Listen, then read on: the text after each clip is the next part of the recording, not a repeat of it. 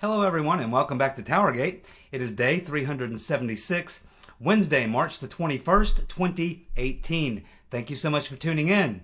Well, it is the first day of spring, so happy spring to everyone. Here in the Ohio Valley, I'm looking out the window at about 2 inches of snow coming down like crazy right now. We're expecting to have 5 to 6 inches on the ground by morning. So, happy spring! Alrighty. Of course, it is Wednesday, and that's the day that I take out trash and eat chicken. Because every Wednesday I take out the trash and eat chicken. It'll probably have half a foot of snow on top of it by tomorrow morning, but that's okay because the garbage man does not care. They sling snow right along with trash. It doesn't matter to them. Let's get to it. Well, back to the tarmac. Talking about the Clinton-Lynch tarmac meeting. Now, there's been two major stories since the meeting on the tarmac happened. A long time ago, right?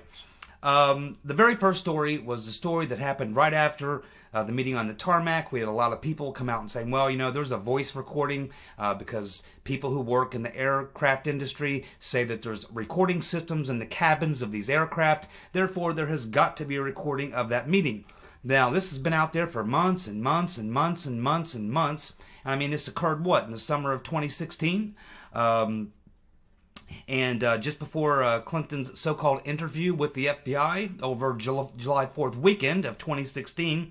And since that time, we've had these, stories out there and everyone's covered it. But so far, the fact of the matter is no one has actually turned up any recording or any hard evidence that there is a recording of the meeting that occurred on the tarmac. Okay, so that was the first big story. About there supposedly being a recording, excuse me, but at this time, it's been well over a year, and we still have no recording of that meeting on the tarmac. So if a recording does exist, I don't know. And there's been no evidence, hard evidence, that that is a fact. But we'll keep it out there in case it should ever come to light. Maybe the Inspector General has it. I don't know. We'll find out.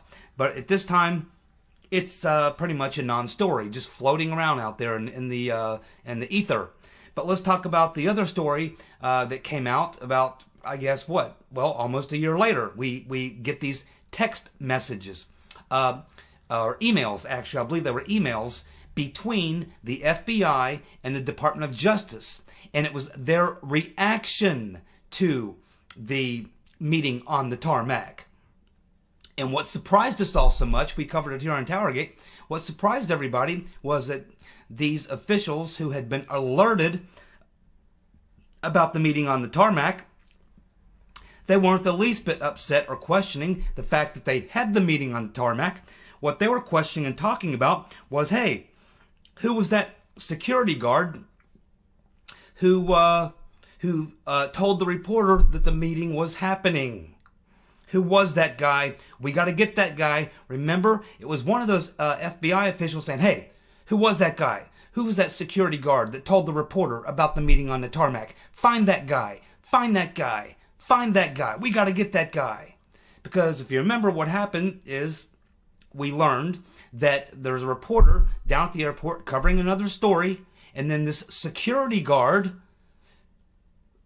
became aware of this crazy little thing going out here on the tarmac, and he saw these two planes rendezvous and thought, well, that's kind of unusual, and I guess he did some looking around or had some information, being a security guard of some sort, and he found out it was Clinton-Lynch.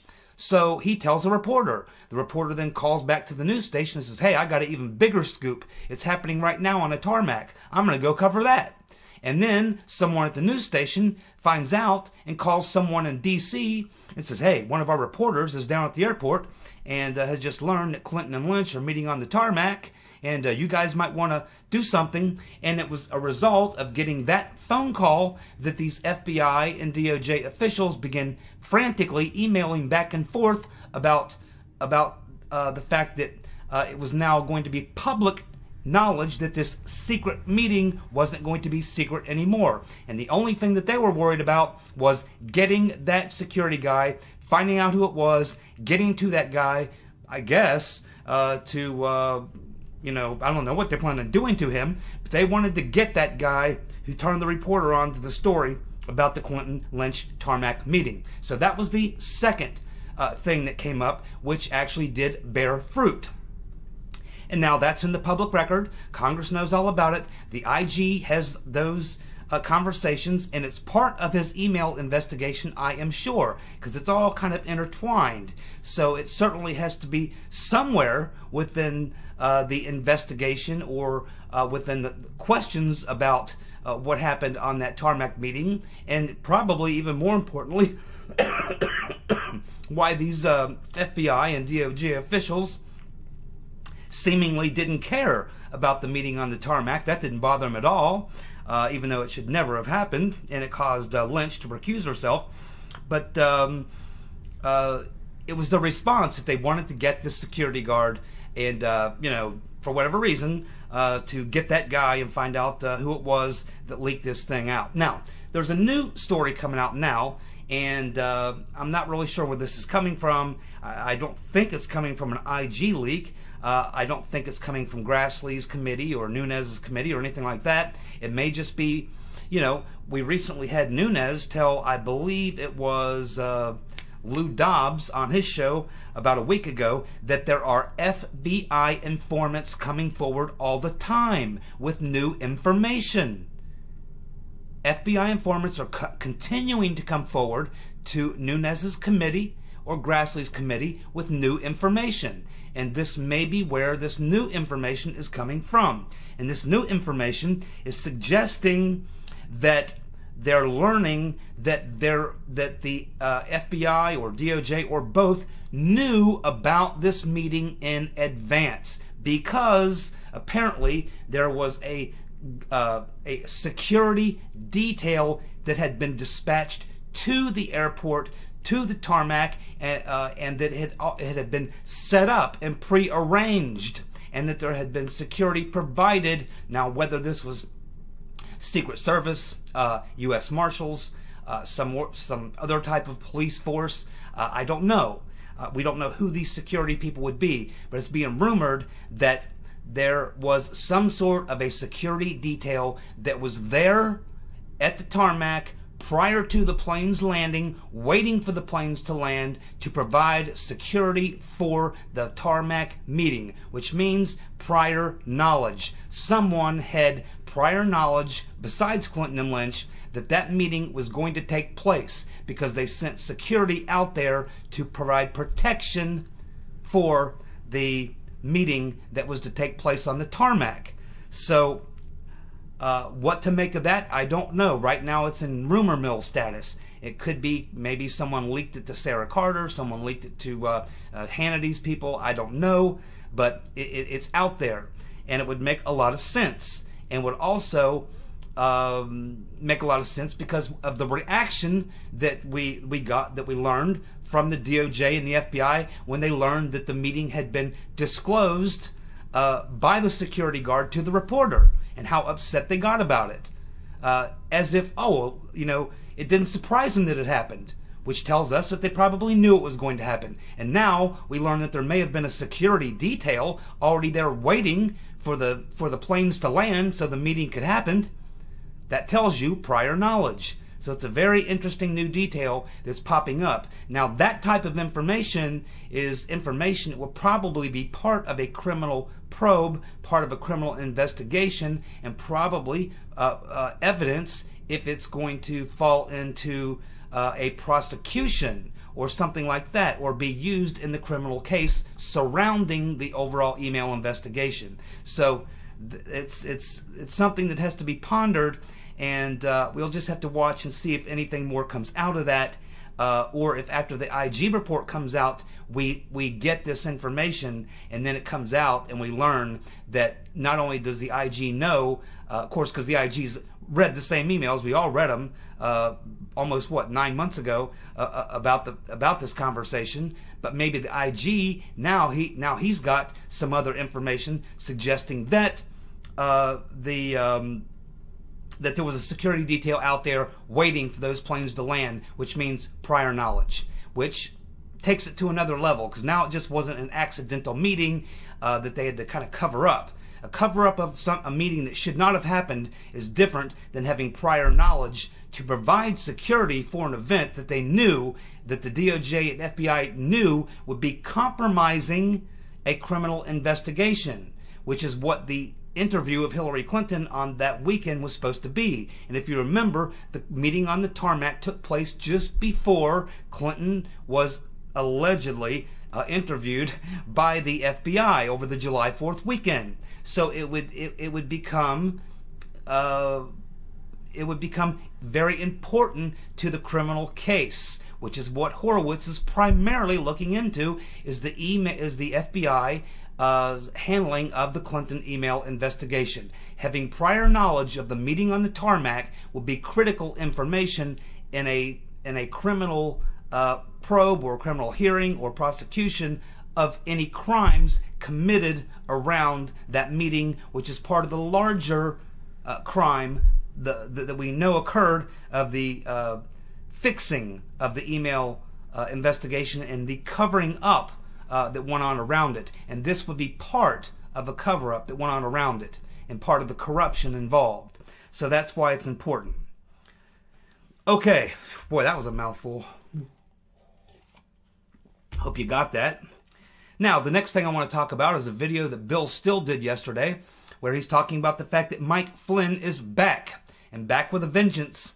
He is a warrior right now. And why is this important? Well, as Still is explaining in this video, Mike Flynn was out in California on Sunday campaigning for a Republican congressman who's running against Maxine Waters in her district out there in California, campaigning hard and breathing fire. And it's also, Bill Still is also telling us that Flynn is getting ready to move back to Washington. He is getting ready to go back to war. Remember, a bunch of folks just tried to destroy him, and they pretty much have nearly bankrupted him. Now, he's going to get all his money back because he's got a hell of a case against the government. He's probably going to have a hell of a suit against McCabe, maybe Mueller, and everybody who tried to deep six him and set him up. And remember, this entire thing against Michael Flynn was personal from the get-go, because McCabe had apparently a woman at the FBI, a female FBI employee, had run afoul of McCabe, and Michael Flynn went to bat for her.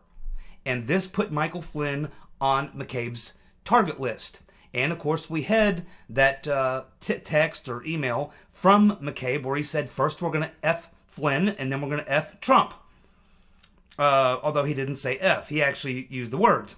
So, anyhow, this whole deal of McCabe going after Flynn was personal. And it started with the fact that Flynn was sticking up for this woman, backing this woman who was tied up with Andrew McCabe because she filed some sort of a internal charge against McCabe with the FBI internal review or what have you. So it's personal between Flynn and McCabe.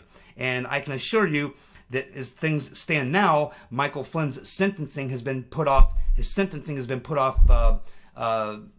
There's no date set at all. It's indefinitely. They've put it off indefinitely. And believe me, Mike Flynn is going to be exonerated. He is going to be. I don't know if he can retract his charge because he already pled guilty. But either way, he's not going to be prosecuted. He is not going to be sentenced. In fact, probably he will get pardoned. If he can't retract his guilty plea, then he'll be pardoned. And then he's going to go after the people who tried to take him out. And the fact that he's going to be moving back to Washington and going back to war tells you a lot. Now keep in mind, Michael Flynn was the #1 top military officer at the Pentagon for years. He knows who the white hats are. He knows who the black hats are. He knows where a lot of bodies are buried. He knows who the people are who were had his back. And he knows who the people were who tried to stick the knife in his back. And you can bet that Mike Flynn, and he's a warrior, and you can bet that he is on the warpath. Oh yeah, he's going to get his back. He's going to get it all back.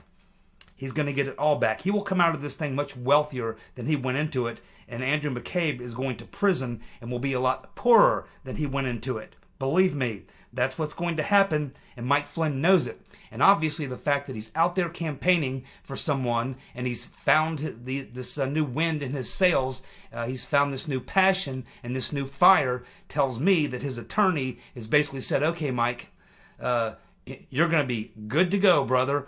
You're free to go out and have a ball because you're going to be a big winner when this thing finally gets wrapped up. You're going to come out very, very big on top. And so he's found his voice again. He's found that passion and that fire in his belly. And believe me, Mike Flynn, he's coming for heads. He knows they tried to take him out, and he's a warrior. He's not retreating back to a little town in Virginia to be quiet and just live out his life. No. He's going back to war. And so he should. Steve Scalise and Kevin McCarthy. And remember, Kevin McCarthy is the number 2 man or number 3 man in the House. Republicans are the latest to call for a special counsel, which means we now have 13 Republican leaders on board. Just about everyone except for Eddie Munster, Paul Ryan. Big ears, Eddie Munster, Paul Ryan is still not on board. But we all know about big ears, Paul Ryan, and we know what he's all about. And just to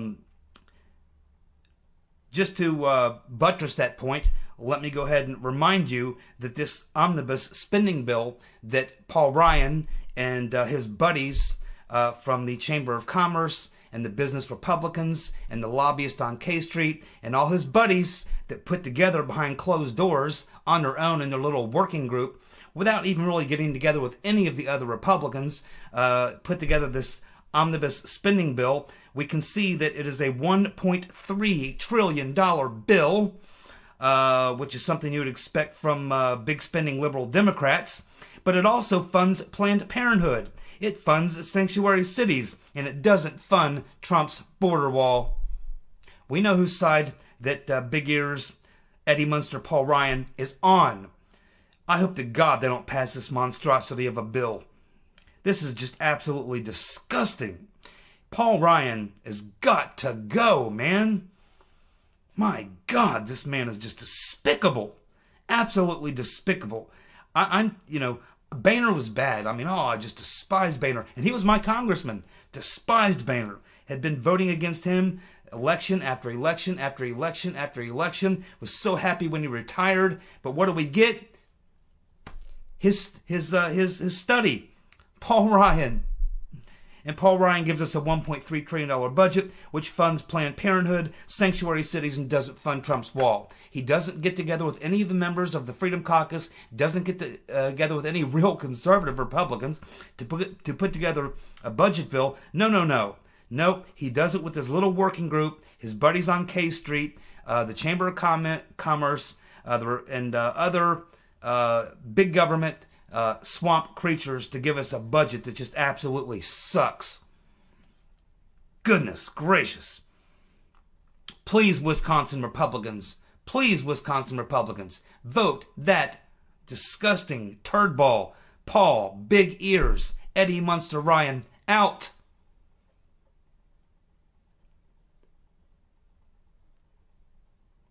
Well, it looks like we have an armed school resource officer, I believe in Maryland today, that took out a shooter, another school shooter.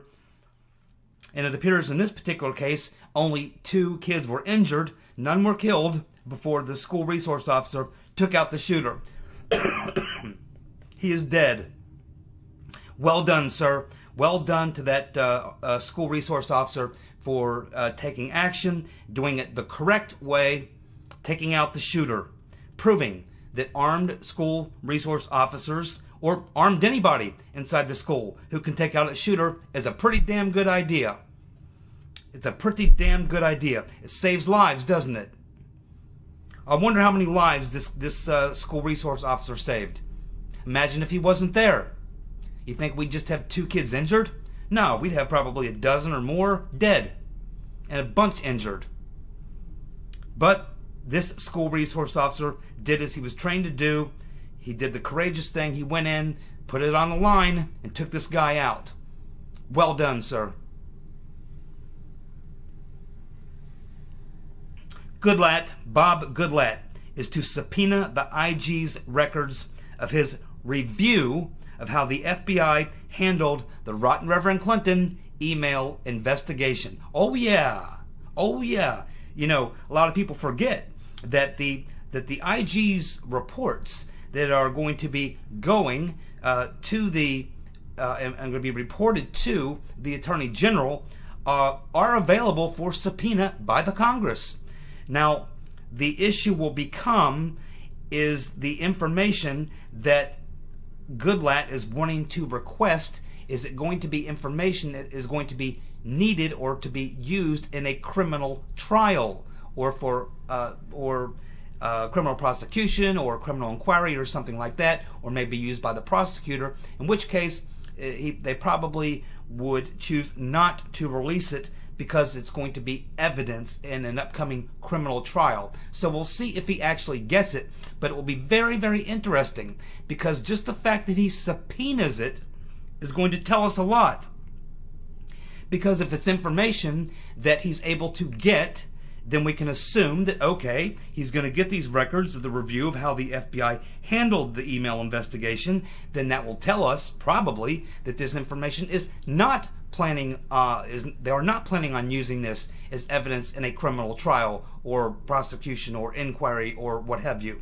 But if he's denied it, it will be because it is likely going to be used as evidence in a grand jury proceeding, a criminal prosecution, a criminal investigation, inquiry, or something or such. So just getting the response to whether or not they allow him to Goodlatte to get this via subpoena, and he is going to subpoena this, by the way. He knows he'll never get it by asking for it. He's going to have to subpoena it. He's kind of forcing their hand in a way, and we're going to learn something based on this subpoena, whether he's able to get it or not. We'll be watching closely for that.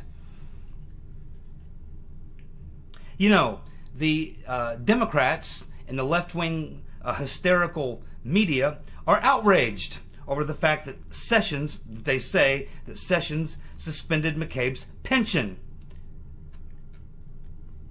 But they didn't get the least bit outraged or upset or brokenhearted about what happened to Michael Flynn. He had his entire life destroyed. They were going to put him in jail. Forced him to plead to something he was not even really criminal. There was nothing illegal about him talking to Ambassador Kislyak, and whether or not he was not 100% forthcoming about whether or not they discussed sanctions, and I don't know why that would be the business of Peter's been stroking us and the FBI anyway.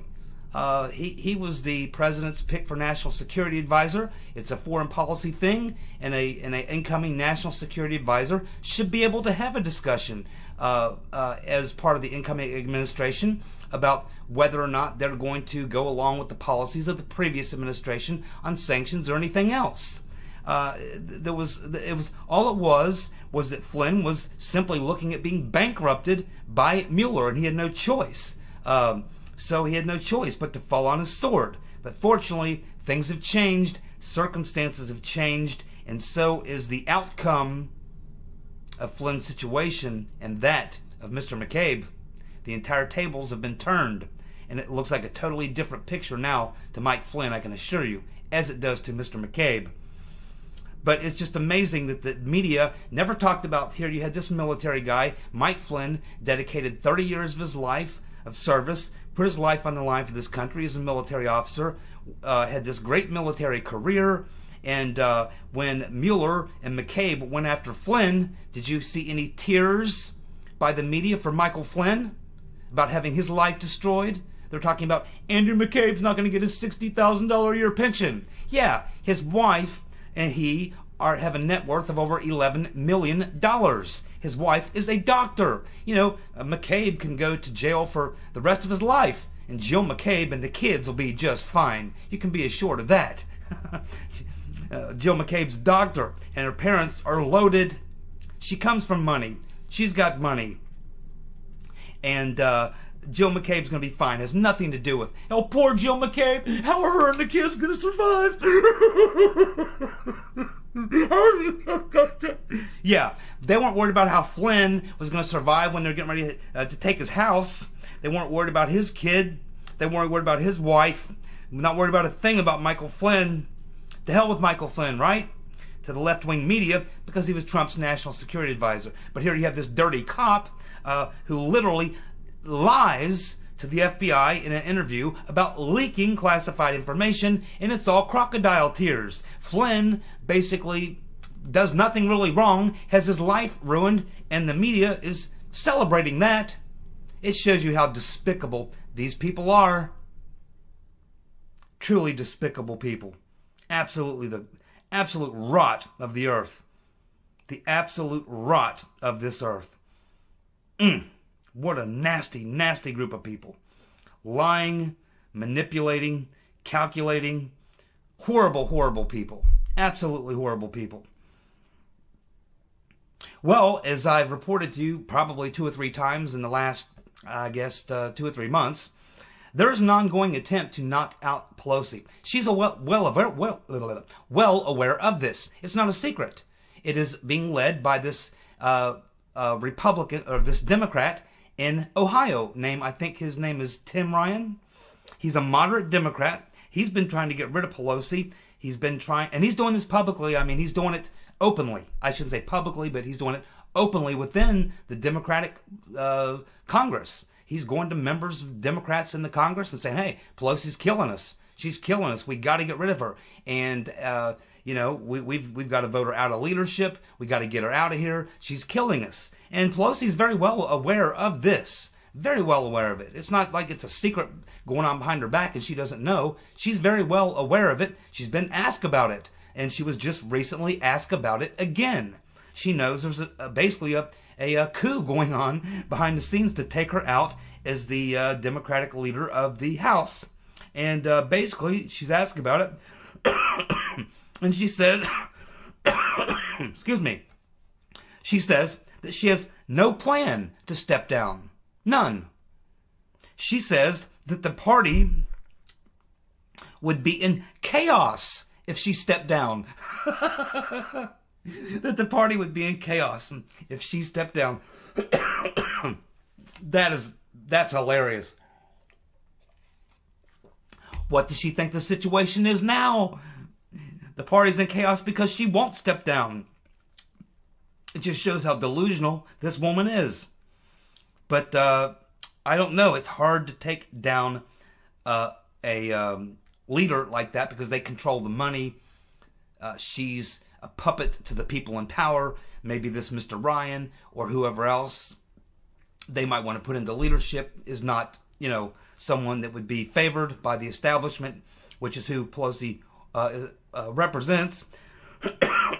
So Pelosi, she could be 100% mentally incompetent. She could be completely out of her mind, nuts, crazy. Doesn't matter. She doesn't make any decisions. She doesn't decide anything. She's a figurehead. She does what she's told. She's a puppet, and she knows that. And the people, the people who pull her strings know this as well. So we'll keep watching it, but it's amazing that she has no plan to step down, and that she believes that the party would be in chaos if she stepped down. Well, we have the Democrats again out committing complete suicide. We have Al Sharpton, Al Not So Sharpton, teaming up with Black Lives Matter to put on this big pro-Farrakhan rally. Well, that'll certainly get you a lot of public support. Get together and have a big rally for Louis Farrakhan, who I think we all understand. Louis Farrakhan is nuts. He's out of his mind. He's a unbelievable anti-Semite. Despises white people, I'm pretty sure. Despises Jews. Despises anybody who's not Muslim and black and liberal, very liberal. So now Sharpton, not so Sharpton Al, didn't he have a show on MSNBC? Does he still have a show on MSNBC? Because, if you're MSNBC, I don't know that you want to be connected to not so Al Sharpton if he's organizing a rally for Farrakhan. Do you want to be a media organization that's tied to a pro-Farrakhan guy on your station? I don't think so. And what does this say for Black Lives Matter? If Black Lives Matter is on board with Farrakhan, essentially that, there's a lot of problems here. I mean, we would have to assume then that Black Lives Matter is okay with his position that they despise white people, despise Jews, despise non-Muslims. I don't really know where the leadership of this movement would think that this would be a, good thing to do. It's, boy, I just have never seen the type. I don't know who the leadership or who the people are who are, strategizing for the Democrats or strategizing for these left-wing groups. Black Lives Matter is supported by the Right Reverend Clinton, supported by a lot of Democrats. What are these Democrats going to do now when Black Lives Matter goes out there and participates in this big pro-Farrakhan rally? I mean, they lose all these Democrat support. Can a Democrat in Congress continue to support Black Lives Matter and Al Sharpton and his group if they're out there at a pro-Farrakhan rally? I mean, there's a lot of Democrat Jewish voters. What are Democratic Jewish voters supposed to do? Is this party trying to destroy itself? I mean, sanctuary cities, they want to run as sanctuary cities to be a major thing that they want to run on in 2018, 2020, knowing good and well that 65-70% of the country is opposed to it. I mean, it's like they want to take the most unpopular positions that there are to take on issues in the next 2 election cycles and run on them. And the only reason that they might actually get away with it and not be completely destroyed is because, for the most part, we've got Ryan and McConnell. Twitch McConnell and Big Ears Eddie Munster Ryan leading the Republican Party in Congress. If we had Larry Curly and Moe running the Republican Congress, we would probably just entirely destroy the Democratic Party. But what we have is worse than Larry, Curly, and Moe. We got Twitch McConnell and Big Ears Eddie Munster Ryan. Worse than the Three Stooges. Lindsey Graham, of course, wants to hold hearings on McCabe's firing. Lindsey Candy Pants Graham. What in the world is he thinking? Oh, finally, last but not least, you're going to like this one. Uh-oh. The Inspector General, Michael Horowitz, the custodian, is now examining whether McCabe may have been promised a promotion to the FBI director position by Hillary Clinton if she won the presidency. He may have revealed this to some people in his inner circle. Let me say that again. Listen carefully. Inspector General is examining whether McCabe may have been promised a promotion to FBI director by Hillary if she won the presidency. He may have revealed this to some people in his inner circle. Remember what we just talked about when Nunes said that there are some people within the FBI coming forward?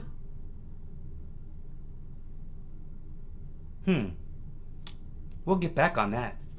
Thank you so much for tuning in. You guys have a good night. See you tomorrow. Bye.